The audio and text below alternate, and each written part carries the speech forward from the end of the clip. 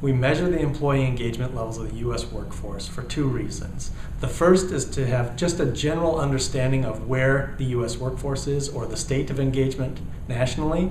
The second reason is to help our clients understand their data better. So we use it as a benchmark against which they can compare themselves. We also benchmark against industries, and we can benchmark an extraordinary company's benchmark as well. Well, I think an interesting part of it is that it appears to me there's been a shift, subtle but a real one, in the things that are really driving engagement given what's happened in the economy in the past few years. The most important finding that we discovered during the latest survey was just the dramatic underengagement and disengagement of the U.S. workforce.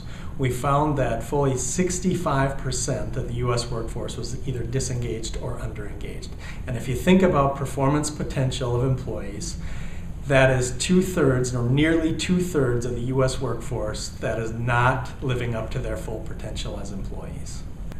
I think employers need to respond to these findings in two ways. The first is at the macro level. So organizationally, they need to communicate to employees where the organization is going. They need to communicate the sense of future.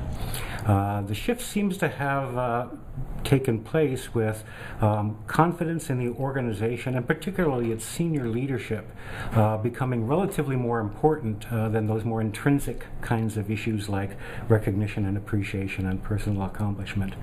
I say that because in our most recent norm survey that we conducted in February with a representative sample of 700 U.S. workers, the strongest correlation against our engagement index was the single item, I have confidence in the company's senior management. In fact, what I did was I correlated all of the engagement survey items against our engagement index score. Now, it's not to say that recognition and appreciation and those other more historically important predictors aren't still in place. In fact, the second on the list was the sense that the company treats employees well, which is an indication that they value their employees. But nevertheless, it's my conclusion that with the economic uncertainty, with people's concerns about their personal futures, the tie to the company's future has become more and more important. And so to engage employees these days, it's really important to give them a sense of optimism about the future, optimism about the company's fate in the long term.